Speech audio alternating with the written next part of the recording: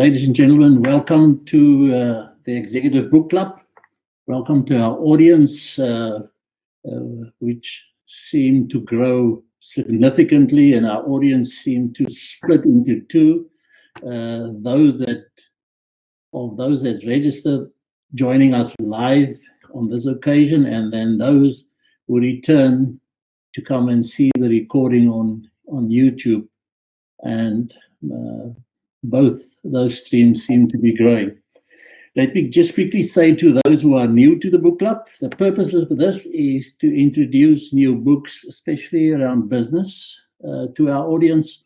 And in fact, we read on your behalf and then come and share the core of the book with you in the hope that you will then be interested enough to go and buy the book and experience the detail of what the author is trying to share on that particular topic. And sometimes we are very lucky to have an author with us, and then it's a very good opportunity to have a conversation around the book and to maybe get insights that we normally would have to read between the lines if we didn't have the insight of the audience, of the author. Then just a few things before I introduce Sarah and start the conversation. If you look on your screen to the left, there's a ribbon. At the top, there is a label that says public chat. If you click that, it will open up a space for you to type in any question that you would like to ask. If I'm not too absorbed in the conversation, I'll keep my eye on those and then bring your question into the conversation. So I want to get to the conversation as soon as possible, so let me get some other things out of the way.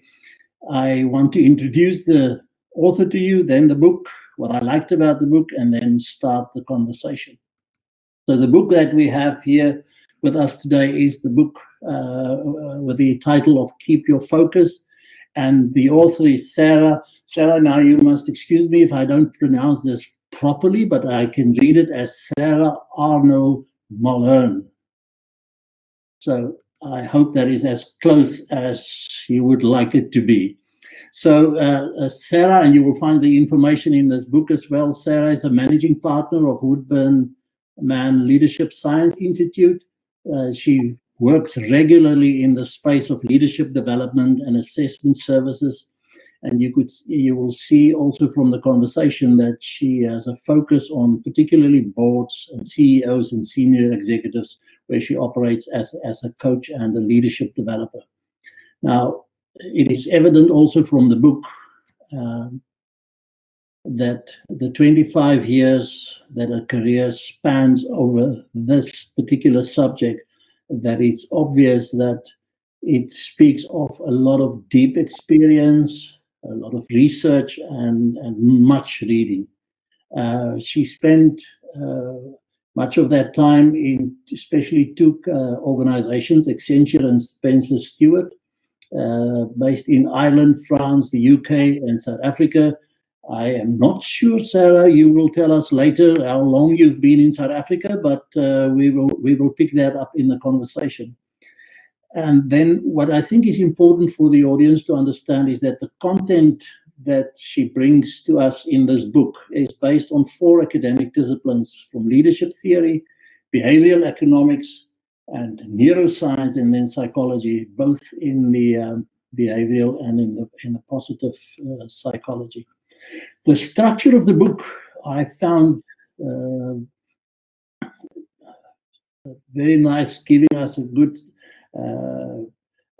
clustering of a number of topics, because as you will see from the title and on the outside of the book, it's 40 thought pieces, but they are not just all over the place. They are nicely clustered in placeholders in 10 different parts of the book on mindset, social intelligence, diversity, well-being, strategy and decision-making, people, CEO, 7 habits revisited, strange times, the leadership journey, and then some significant comments that she makes in the conclusion of the book. What I liked about the book it's an easy read on sometimes not so easy topics. It is praxis. It's the coming together of theory and praxis in a very good way. And anyone reading this would gain a lot of benefit from what is presented in this book. It is for anyone who has put up a hand and say, I want to be a leader. But I think if I read it correctly, it comes from and it is directed also at executives who find it very difficult to set time aside to read comprehensively on all the topics that are being discussed and covered in this book. And then I've already said the 10 parts of the book as placeholders for the related topics. So, Sarah, welcome to the book club. Thank you. I'm delighted to be here. Yes. Could you fill that gap in my mind? How long have you been in South Africa? I moved to South Africa in 2005 when I married my now ex-husband, and moved to Paarl. I've been living in Paarl actually since 2006. I spent a year in Johannesburg first, and managed to continue my international career with Spencer Stuart for the first 10 years while I was still here in South Africa. Let's start at an obvious place. The title of the book, if I'm not mistaken, the word focus was also in one of your previous books, and you seem to take the theme to a different, coming from a different angle. Yes, you're absolutely right. So my first book is called Find Your Focus, and it's really a book for people to get what they want out of life and to help you, A, understand what you want out of life, and then B, put in place the planning, but also what supports the execution to get what you want. This book is a little bit different, but the underlying theme is still focus, because we have to constantly remind ourselves to pay attention to what we're doing and to do things in a deliberate way and to think about important matters in a very deliberate way and to improve in and that's part of self-development and self-growth, to improve in these areas, to push ourselves to improve in multiple areas all the time. And one of the things that I love most about what neuroscience has taught us in the last 10 to 15 years is our brains are plastic, and they remain plastic throughout our lives. You never reach a point where it's true, as you get older, you might forget stuff more easily. I read a wonderful piece that talked about what you're actually forgetting when you get older is the less important stuff. People's names may be less important than other things. So it's quite reassuring to those of us who are getting older. But the ability to focus on what matters, that's what this book is about, and that's what these thought pieces were about. You know, I originally wrote them for my clients, and it was always about something that came up in a conversation where it was obvious that neither of us knew enough about it. They didn't have time to do the reading. I went and did the reading and the research, but then tried to package my findings in a palatable way. I'm delighted. First of all, I'm absolutely thrilled that you've read my book with such attention. It's really very flattering. But secondly, that you've said it's easy to read, because that's the point. I want it to be fundamentally academic. However, I want it also to be a palatable read that people will enjoy, and a story-based book, because I think people engage with stories, and if the stories are underwritten with crunchy science, that's the best kind of story. Yeah, I really like the narrative style and the storytelling in it, because it's not only that it helps you to remember, but it also helps you to relate in different ways to the specific topic or the issue at hand. There's really so much I would really to try and cover in this little time that we have, but I'm going to be a bit selective. In that first cluster of yours, in that first part on mindset, there are a number of issues, and I would like to touch on some of them in the process, but let's start with the one that has got this funny heading that says the Tony Blair syndrome.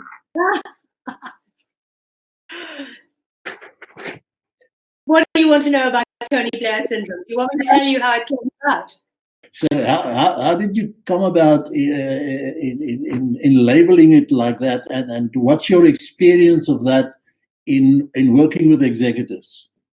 So it's kind of fun that you started with that one, because I spent many years doing leadership assessments, deep dive leadership assessments all over the world, and in several languages. I speak French and Italian, so I've done them in French and Italian. I spent many years living in France.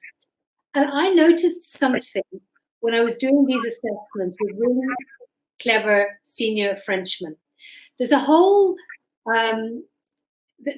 thing in France that is very much a meritocracy.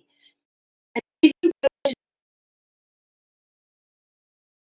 to one that's called Polytechnique, which is by Napoleon and is an engineering school, and then you go on to what they call ENA, which is the National Administration School, you become part of the good and the great of France, and you are known to be extremely clever. And what would happen when I assessed those people was they would rely on their brains too much. They would assume that their brains could come up with all the answers. And the problem is that nobody's brain can come up with all the best answers. So I kind of related this to something that I observed in Tony Blair, particularly when in the first Iraqi war, he stood in front of the British people and he said, "Trust me, I'm a good man." And he really, really believed it. And he really, he's somebody who became Catholic after he was no longer prime minister. His wife is a devoted Catholic. He believes in God. He's obviously a Christian. He, I think, genuinely believes that he is a moral man. And yet he convinced the entire country to go to war based on a lie, that there were weapons of mass destruction, for anybody who remembers that particular incident. And he did it in the belief that he was a moral man. And it's a little bit the same. That's why I call it Tony Blair syndrome. It's when you have such a belief that you can't be mistaken because you know you're terribly clever or terribly good, that you must be careful. And really interestingly, it's not actually in this book, but I was reading, in fact, listening. I love Audible. I was listening to an audiobook the other day that I was particularly enjoying because it takes a slightly robust view of the nonsense that is talked about leadership, and then refers back to the same academics and science that I use. And I particularly like a piece of research that says this has actually been researched. And when people attribute qualities to themselves or great intelligence, they will actually then become lazy about using those qualities and give themselves permission to go off track and not be moral or good or not engage their brains. I often say to people, engage your brain, actually use the difficult thinking to answer a question. Or I do this less in my leadership probably and more in my sport. So less with my clients and more with my sport. People need to engage their brains, not just assume they know the answers. That's a very long answer to your question, but hopefully tells you a little bit of the story of how this notion of Tony Blair syndrome came about. And I'm delighted to say has now actually been proven by academic research. Yeah, well, that's very interesting. And in that same cluster, if I can almost jump to the opposite, you also deal with the imposter syndrome, which seems to be a bit on the other side. Yeah, so I love imposter syndrome, partly because I admit in the book that I probably have suffered a bit from it myself. A client said to me, who I'm coaching, said, it's a woman and she's highly intelligent and extremely good at what she does. She's literally world class. And she said to me, "Sarah, sometimes I feel like I'm making it up as I go along and I'm a bit of an imposter." And I thought, wow, I get that from the CEOs that I work with all the time. At some point, when we get to the point in our conversations where we start going a bit deeper and we get a closer relationship, they'll say this. They'll say, "I feel like I'm an imposter." So I thought, okay, I need to go and research this. So I went on and I started looking at the primary research on imposter syndrome. And what was really interesting is that a lot of it's on women, a lot of it is on particularly women of color in America. And I thought, but that doesn't concur with my seeing this in really successful, confident people in CEO roles or very senior roles in business who are both men and women. So I think that women perhaps have admitted it more, or it's been assumed that women have imposter syndrome, but I fundamentally believe that both men and women suffer from imposter syndrome. And the research throws up a really interesting thing. It throws up that, intelligence as measured by IQ is on a bell curve, like so many things are on a bell curve. So basically, some of us are quite thick. About 2% are quite thick. Really not very bright. Some of us are not stupid, but definitely not bright. And then passing over to the other sort of major curve of the bell curve, some of us might be quite intelligent. And then the final sort of top 2%, you guys are really, really bright. Only people in those quite intelligent and really intelligent parts of intelligence, of the intelligence curve, suffer from imposter syndrome. And I found this fascinating because the answer is intelligent people know what they don't know. Whereas less intelligent people think that it's possible to know stuff, to know everything, to know enough. And that is a really fine and great reason why people suffer from imposter syndrome, and that it seems to get worse as people get older. So you, even as you know more, you know how little you know about everything. As you learn more, you realize you can never have everything that you know to take any decision. You got to make decisions in blind based on experience and what you can know. And that makes you feel like you're making it up. And there's an irony that in leaders, people like leaders who come across as decisive and who take action. And actually leaders who, when it's not as urgent, take the time to ponder, to investigate, to listen, to deliberate, tend to make better decisions. And knowing that you're not the best and you don't have all the answers, and as you say, it's kind of the opposite to Tony Blair syndrome, will make you a fundamentally better leader, partly because you will listen to others, and partly because you know you don't have all the answers. So imposter syndrome is almost a good thing. It's not a comfortable thing, but if you have it, it also shows an indication of humility. And humility for me is an absolutely essential part of leadership, because it's very difficult to be confident if you are not humble. And maybe we can, if you want to talk about that, we can talk about it further, but we can also go, I know there are many topics to cover, so we can go on to other topics as well. Well, I mean, you've just touched on it, and this is my challenge with this book. We can take only one of these and we can really go down the rabbit hole with that in that space. But something that relates to this in that same cluster, and I was wondering what's the link between the imposter syndrome and the whole issue of vulnerability. What's the word that you use? Vulnerability and shame. The link between that.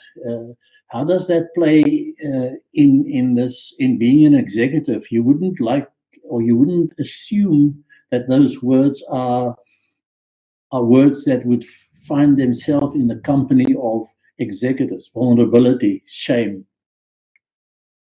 You know, I don't know if you've ever seen the work of Brene Brown. No. So Brene Brown, and to everybody listening, if you haven't seen Brene Brown, watch her TED Talk. Brene Brown does work on vulnerability. And when I first saw it, it was, and she is a serious academic who does serious research on this work. So again, coming from a basis of real science. And I find her work incredibly powerful. She's written several books on the topic, but really, if you look at her TED Talk, or Netflix did a documentary, a 1-hour piece of her presenting on this very topic. So a big fan of hers. And I summarized some of the key points in this book. You know, confidence, it's all about confidence. Confidence is such an important thing. And true confidence comes from being able to be humble and being able to be vulnerable. That might sound strange, but you know what? Every time you stand up in front of an audience, every time you put yourself forward for a new job, Every time you go and have a difficult conversation with your boss or with somebody who reports to you, every time you raise your voice in a meeting and you're present and you have a perspective and a point of view, you're making yourself vulnerable. You're exposing yourself to criticism. That's what holds so many people back. You know, I sit in on exco meetings observing for clients. Too many people won't talk. They don't contribute. Your job on an exco is to have a point of view and to be responsible for the whole business, not to defend your department.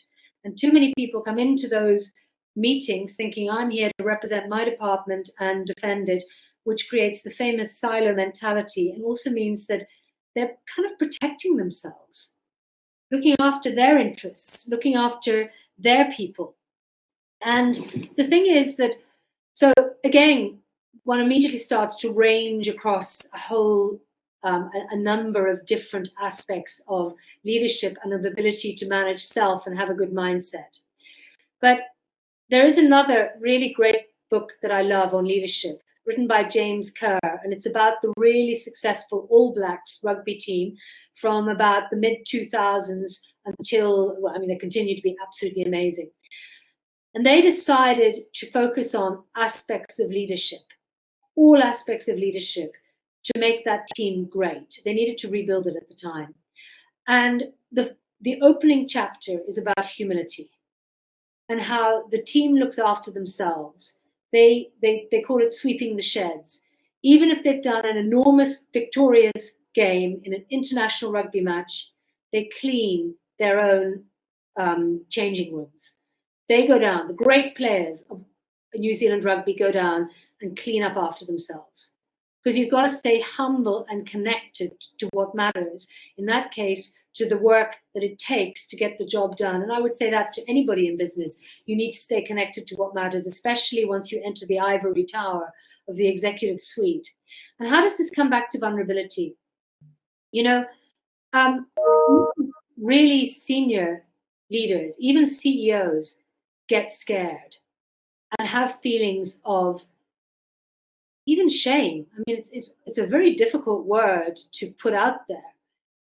However, if you're not able to connect with those feelings of vulnerability and even shame, you do not develop what I think is true confidence, which is accepting that you are exposing yourself to criticism from others and that you're confident enough to be able to do that.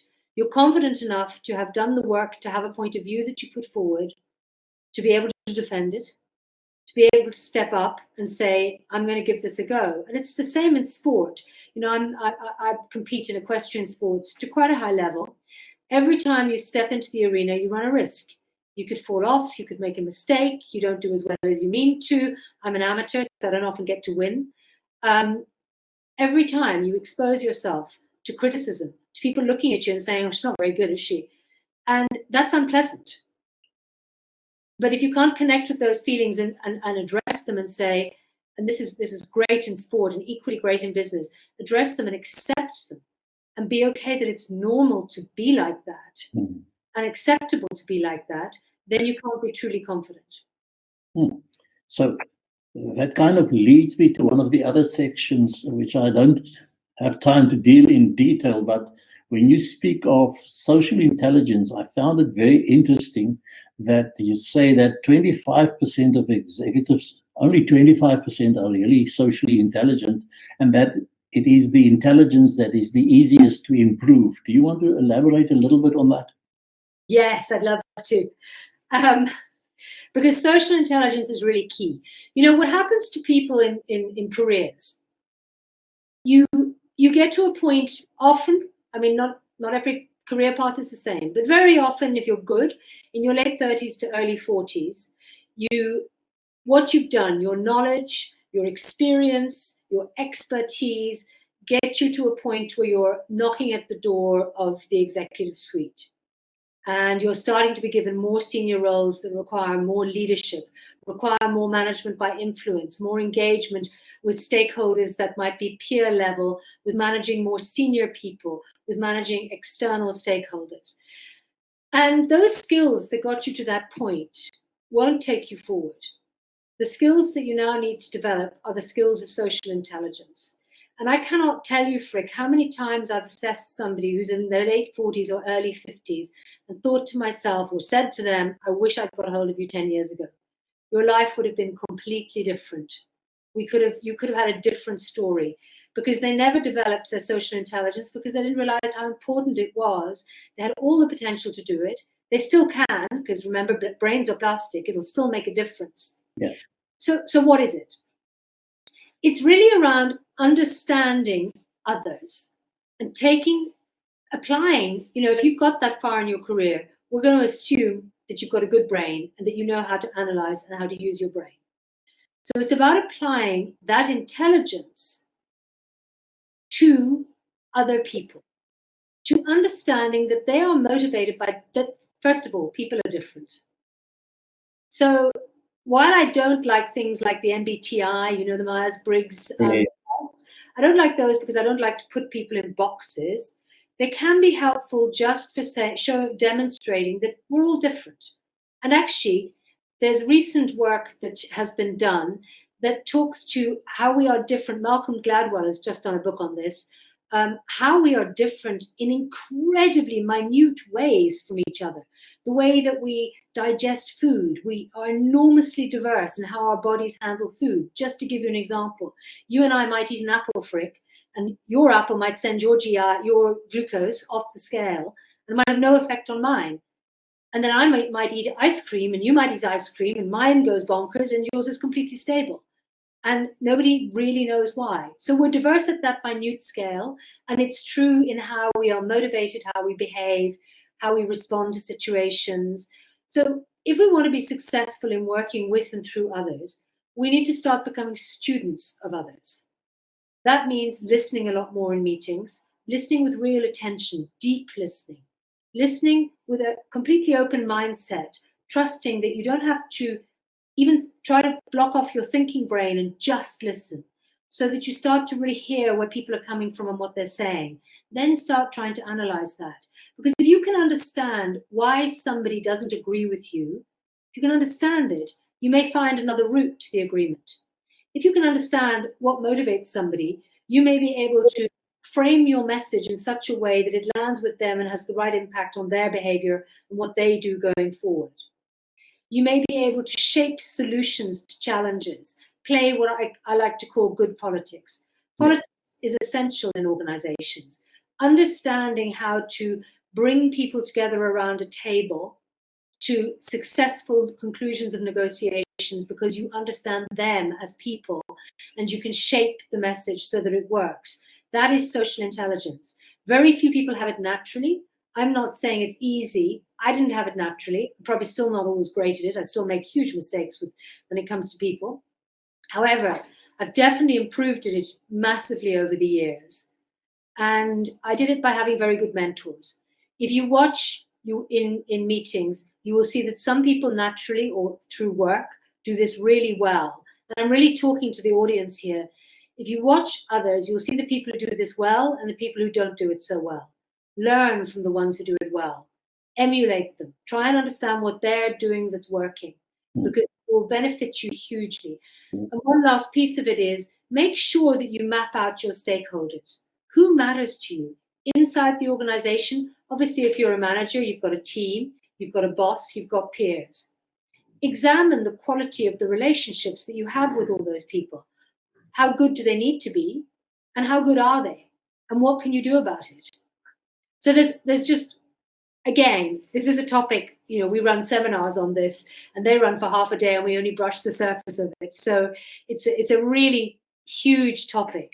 However, it's one of the areas, as I said at the start, when you asked me the question, if you are intelligent and you apply that business analytic intelligence to social intelligence, as I've described it, you will improve without a doubt.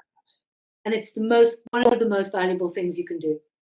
But what I gain from this, what you are sharing now, is that it's not an incidental thing that happens. You actually have to work on it, and you have to consciously almost write it down and ask yourself and evaluate yourself and see if you can improve, and write down who to watch and who not to watch, and to go and sit and reflect on what you are observing and say, but how can I internalize that behavior myself? So you have to consciously follow that route.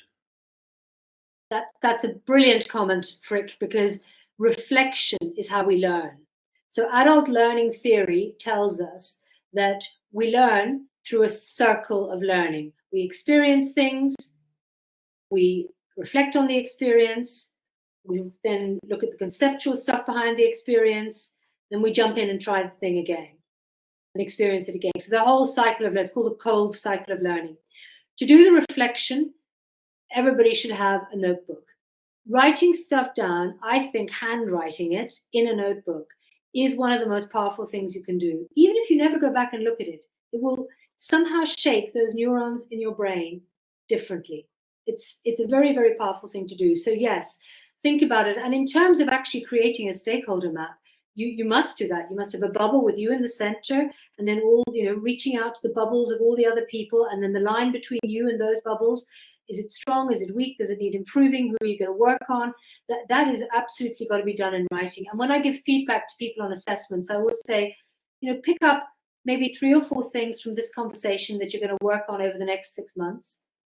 Write them down, or 3 months. Write them down, make a note in your diary for 3 months' time, refer back to what you wrote down. Did you make a change?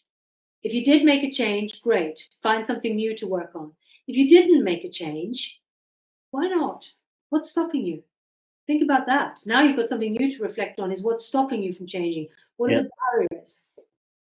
There's an excellent, just a side note, there's an excellent book on this subject called The Way of the Artist, and about this taking down and writing and putting your reflections with handwriting in a book. Yeah. But let's not divert into that section. You've alluded to diversity, etc., and your section on diversity covers a number of things. But I'm looking. I mean, you've lived and worked in a number of countries, and you came to this country, and surely you must have experienced a lot of diversity here, and it's a broad topic. And but when I found very interesting when you spoke about women in leadership, which I think is a big issue, well, in the world, but in this country as well. I found that experiment on the, what did you call it, Lean In, Heidi and Howard. I found that experiment very interesting. Do you want to say a bit more about that, or are we giving the secrets of the book away? No, I'll happily talk about this topic because that particular experiment does blow my mind. So in that experiment, a particular venture capitalist was described to a group of, I think, students. And the venture capitalist was a woman called Heidi, and all of her qualities were listed. And, things like, resilience, intelligence, go-getter, whatever they were, all listed. And she was described in considerable detail. And here's the thing. This description was given to half of the students, and they were told that it was the description of a bloke called Howard. And half of the students were told that it was a woman called Heidi. The people who thought it was Howard thought this was a terrific person that they loved to meet with, obviously very successful, somebody they liked to work for, really great person. People who were told it was Heidi thought that it was an aggressive, unpleasant person that they wouldn't want to work for. It's exactly the same person. How can that be?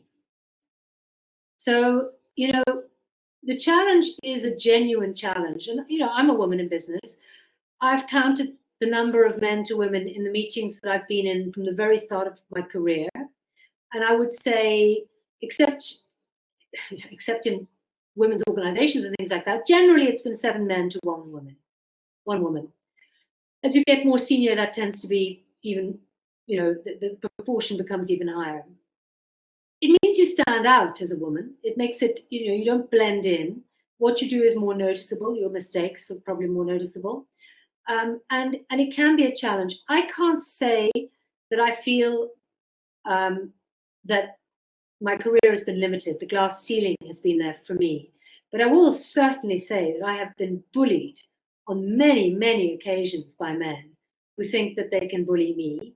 And I have seen other very senior women, female leaders, being bullied in the executive committee. And this is not just a South African thing. This is a global thing. And I genuinely am going to say something. This is not an anti-man thing. On the contrary, I think it's that there is something perhaps wrong with society, that this starts in the way that children are treated. Boys are treated differently than girls in the home. And my advice is to senior women or women in business listening now, we're probably not going to be able to change this in this generation. So it is on us as women to learn to handle it better. And there are many ways. I talk about some of the ways that we can do that in my book. It's a tricky topic. I hesitated to write about it because it's such a difficult topic. You know, men can get quite defensive about this. Yeah. Women can get very sensitive about it. But I think we can't necessarily change it, but we can do something about the way that we are treated by being consistent, by managing ourselves, by not accepting bad behavior, but also not calling it publicly. There's a number of things pieces of advice in the book that I, from personal experience, but also working with very senior women as clients that I offer in the book. On the part on people, you also cover things like leadership capital, the potential, talent, succession planning, etc. But what I want to highlight from that, and maybe if you want to share some ideas with us, is how do you shape the executive team if you're a CEO or an executive leader? How do you shape your team? Because sometimes you inherit them. And sometimes you have the option of inviting people into your team. So, but how do you shape that team so that you can really be effective? That's a great question. One of the problems with executive teams is lack of diversity. So, and you know, homogenous teams are subject to groupthink. That is, everybody will agree with each other, everybody will talk the same language, people won't be challenged, and that is for me enormously problematic, especially in the world, this uncertain, fast-changing. I mean, it was bad before COVID hit, and now it's even more difficult. So one of the things that I would be looking for, advising a client to look for, would be to bring diversity into the mix as a positive. Not as a South African, we have to tick boxes here, as a real, genuine positive, because, and by the way, it's very important when you bring diversity into the team not to keep the same group think, because just because people come from different backgrounds and cultures doesn't mean that they're not all brought up. You know, if everybody went to, forgive me, Frick, if everybody went to Stellenbosch, doesn't matter what backgrounds and culture they have, they've all got a certain sameness about them. You may want to avoid. You want diversity. The other thing is you want to be sure you've got the right people, the right kinds of people in the right roles. So you need very different things from your CFO compared to your strategy person, compared to your person who's managing investor relations. You know, you're really looking for very different skill sets in the organization, but you may well be looking to instill a certain kind of culture. And I think different cultures are entirely acceptable. Not everybody would agree with me on this, but, you know, different people work well in different environments. I'll give you an example. My sister-in-law works for Google in New York. She's in quite a senior role. Google couldn't be a better place for her. She has a family. They're incredibly family-oriented. They've been very good about maternity leave. They're very flexible about time. They give their people loads of leadership development. They allow you to be quite quirky as individuals. They tolerate a lot of quirkiness because they recognize the gift and the creativity that can come with that. Now, Amazon as an organization is not like that to work for at all. Amazon is an absolute A-type, hard-driven, mean, tough culture. And you know what? That's fine for some people. Lots of people complain about Amazon and the work style at Amazon. That's the culture. There are people who thrive in that culture. So what the CEO absolutely needs to do is to decide what kind of culture do we want and make sure that you hire, I hope, with diversity in line with that culture. And then you must require people to role model that culture. People have to actually step up and think about what culture they are in and how do you role model that culture. And it starts at the top. It starts with the CEO. Excellent.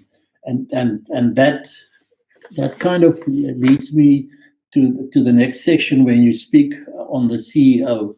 And this is almost a cliched issue, but why the failure of boards regarding succession planning for CEOs? Why does that prevail?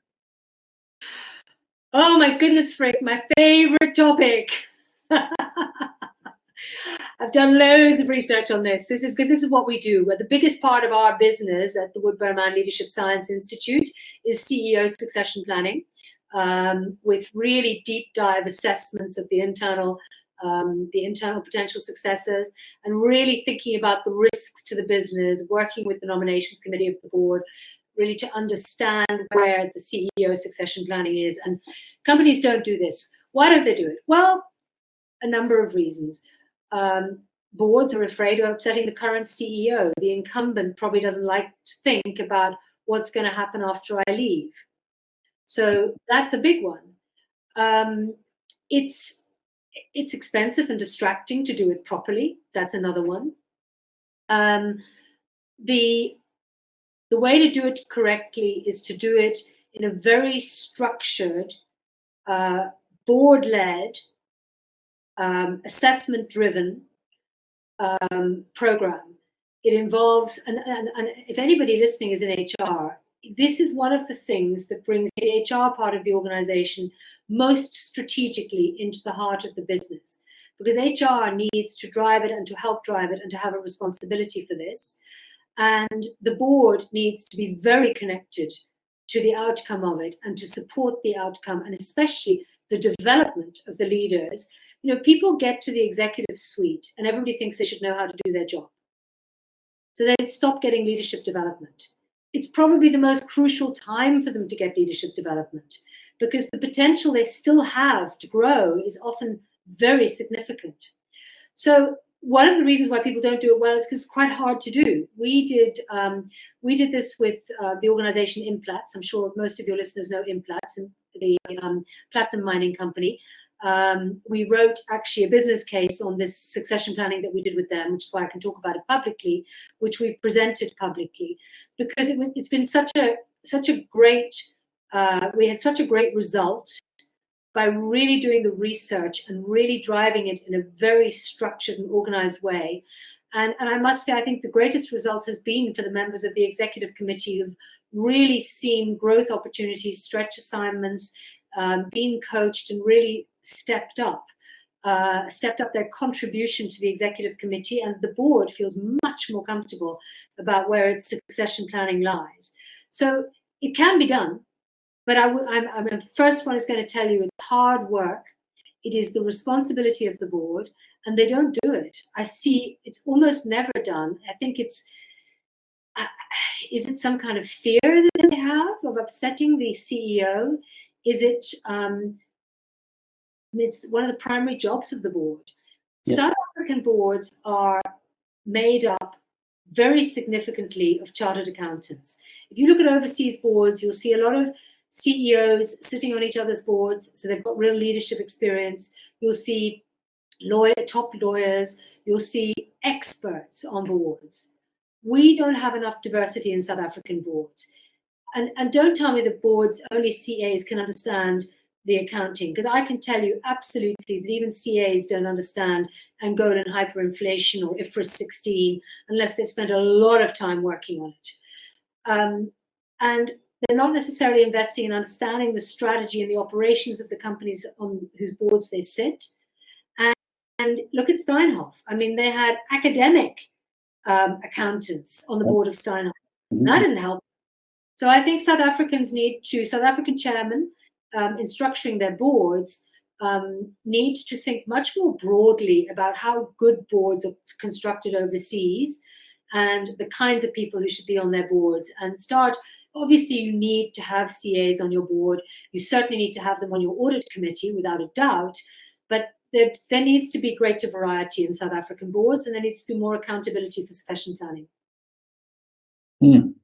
So it sounds like a treacherous space to be in this CEO succession planning, but it also sounds like there are practical steps and a discipline to follow to do this if you want to do it properly.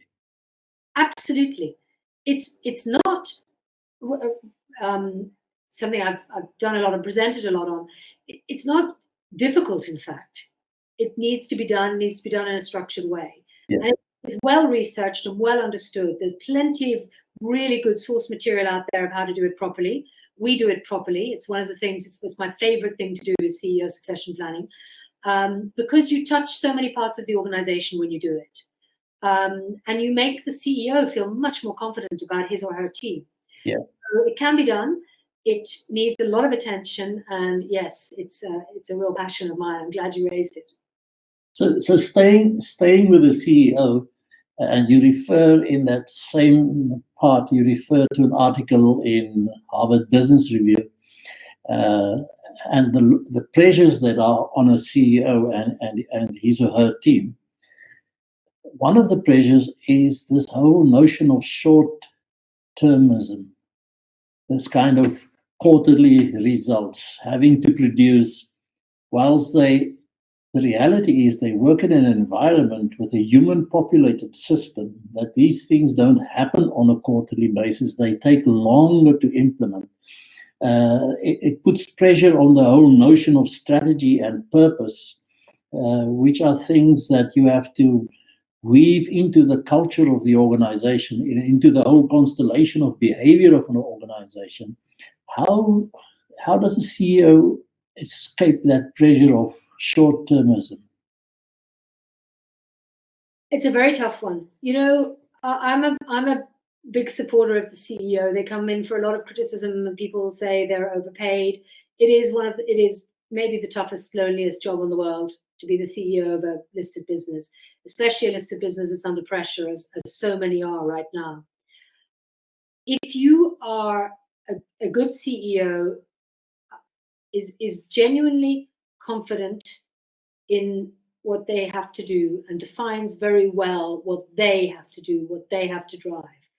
So concentrating on what only you can do as the CEO, and also once you've decided that's your path, organizations need to be able to pivot in considering circumstances, as we've seen in the last few months. However, if you're putting the right things in place and you've got the right people in place, you shouldn't have to do everything. You should be able to step back from it. You can hold your people to account. You must hold your people to account, but they're the ones who need to deliver while you step back and think of the longer term. You know, if I think of an organization I've worked with, which is ShopRite, for example, the new CEO comes in, lots of things go wrong that are not within that person's control. However, good strategies put in place, good operations put in place, organization culturally shifts from the previous regime to the new regime. It takes time, doesn't happen quickly, but here we are a few years later, good results start to come out. So it's that belief that you do actually know what you're doing, that you can hold the course, the resilience. I mean, CEOs, the challenges on their time, the ability to prioritize and to be resilient is absolutely critical, because a CEO always does need some time and some space to actually think.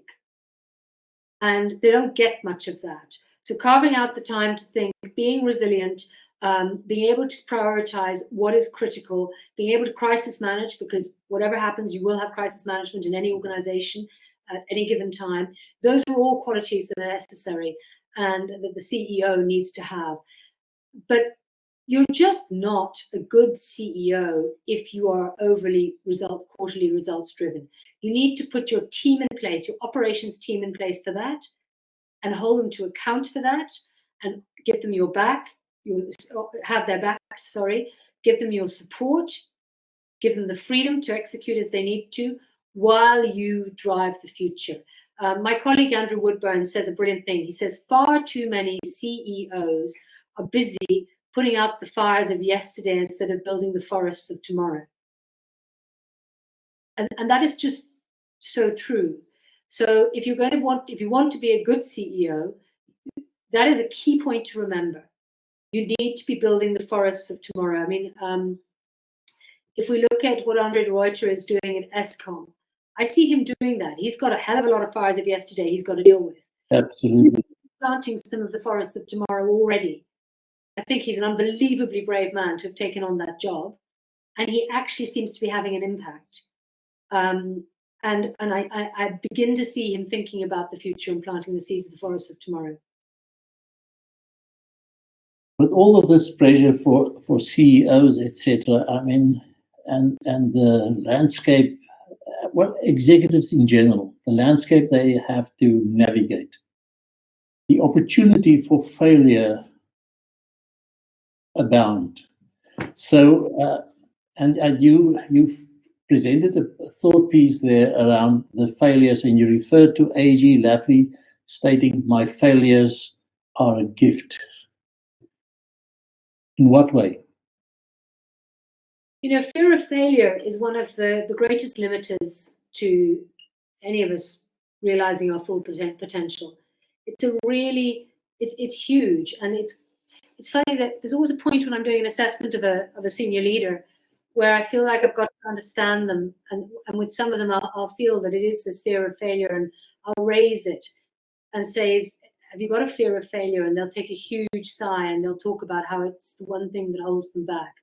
So this all comes back to this courage, this vulnerability, the shame, you know, all of these things lie in your path. There's another quote, I can't remember who said it annoyingly, but my success is the result of all my failures. And it's true. You know, you've got to be, if you haven't failed, if you haven't made a mistake, you haven't tried. That's actually a quote from a client I'm working with at the moment. And one needs to be brave enough to take chances and have them go wrong. And you know what's even more important? You've got to be brave enough to let your people do that. So allowing people to make mistakes, having their backs if they make mistakes, is allowing them to be creative and try new things, is one of the most important things you can do as a leader, whether you're the CEO or whether you're a more junior leader in the organization. And having your team understand that they are allowed to get it wrong. They won't be punished if they get it wrong, but boy, they better learn. Do not get it wrong twice on the same thing. A mistake, a failure is a learning opportunity. The other thing is, I think you can pivot failure. Tim Ferriss has a very nice TED talk on this, and I really like it. You can also see failure differently. You know, when you're applying for jobs, you could see every time they say no to you as a failure. Or you could just see that every single one of those is just another path on the road to yes. Another step on the road to yes. You only need one yes. It doesn't matter how many no's there are. You only need one yes. So keep learning from the no's. Keep trying new things. Keep reshaping your CV. Keep changing, research more good interview strategies. Dig deeper so that you can be more authentic in your interviews. Whatever it takes, use it as learning opportunities. Failure isn't failure, it's really a learning opportunity. It can feel horrible. You know, when I fall off my horse and hurt myself, that's definitely a failure. And it hurts. But I've got to go back and figure out, what did I do wrong that made me fall off my horse? What aspect of my training needs to change? So yeah, failure is tough. Fear of failure is a real, genuine thing. I'm not saying for a moment that it's pleasant, but I do think we can shift our mindset about how we think about it. And that is one of the greatest ways that we can grow as people, as well as leaders. We have to start concluding now, because we have only contracted for an hour with our audience. One of my of the influences on my thinking on leadership is a gentleman. If he's still alive, he should be in his 90s now, Peter Kustenbaum. And he's got a lot to say about leadership and the development of leadership and that oath to greatness, etc. And then when I read your conclusions, you say in your conclusions at the end, most lack the discipline to work hard to do what benefits us the most. And although I kind of resonate with that, it resonates with me. I find it surprising that you have successful people leading boards, leading organizations, and still there's a lack of discipline to work on yourself. We work with the very well-known Dr. Etienne van der Walt, the neurologist, neuroscientist. We've got a whole program here at SGI on resilience and high performance around the neuroscience. And then I link it back to what you say in terms of well-being. Lack of discipline, it would seem, also gets into the area of where we look after this body of ours, because Kustenbaum says our mind is the interface with the world. So we have to really make sure that we shape this mindset properly, because the better we have, the mindset we have, the better we can interface with the world outside. But that mind also has a brain that has certain structures. And you refer to, in the well-being, you refer to sleep, a simple thing like sleep. You refer to meditation. How is that? How does that play out in the executives' lives that you work with? Do they really have that discipline to look after this body and this brain so that they can operate with that mindset and be successful out there? Many of them don't. But I do think that bringing the idea of meditation to people is one of the more helpful things that we do. I'm bad at it myself. I think, driven A-types find it difficult. But when I realized that even a minute or two of meditation can give you a brain reset in the same good way that sleep can, I really began to at least try to do it, and especially when I'm feeling stressed or my mind gets over busy. And I can manage up to about 7 minutes now. I'm doing really well. But I think that's good. 7 minutes is good. And even if I'm listening to music, sometimes I just try and shut down all my thoughts and focus on what's the music or what's being said for just a few minutes. So there are ways to engage in meditation. It doesn't have to be formal. You don't have to sit on a yoga mat. You can do it at your desk just for a couple of minutes. Meditation is one of them. But all of these aspects, so the new science on performance is really about, I'm going to reach for a book. 1 second. I know we have to finish, but the new science on performance, there's several books like this. You get it in front of the camera, which is revolutionizing sport. It's really making a difference. And the focus is on health, nutrition, recovery, and mindset. So nowhere in that is 10,000 hours of practice. Because you know what? If you're going to be a good sports person, that's a given. It's been shown that in football teams, American football teams, extensive studies have shown that just getting more sleep, just shifting an extra hour of sleep in the entire team can create a really notable, I can't remember the percentage, but something like 4 or 5% improvement in performance on the field. Just sleep. So I really encourage people to think about that. Nutrition equally. If you're giving your body what it needs, your performance will improve. Recovery, rest, physical rest for athletes. But again, for those of you who work unbelievably hard, rest for executives means that you've got to take at least an evening off a week. And I'm talking about the relentlessly driven A-types. If you don't take time away from work, so the people who work hardest in the world are probably young investment bankers and young management consultants. And they did research on BCG management consultants who were working on really intense projects and were literally doing like 100-hour weeks. And they forced them to take one evening off where they didn't look at their computer or their phone at all, and Sunday off. Their performance improved significantly. Sarah, we are 1 minute over our contracted time. I thank you for availing yourself to have this conversation with us and sharing your experience, your readings, your wisdom with us. Much appreciated. Wishing you all the best in your endeavors to develop our executives, and maybe our paths will cross somewhere in future in another way. But thank you so much for being with us today in the book club. Thank you, Frick. It's been wonderful. It's been great having this experience, and I really appreciate your giving my book some attention. Thank you. Thank you. Thank you to our audience. That concludes our book club for today, and we will inform you shortly of our next book. Thank you so much.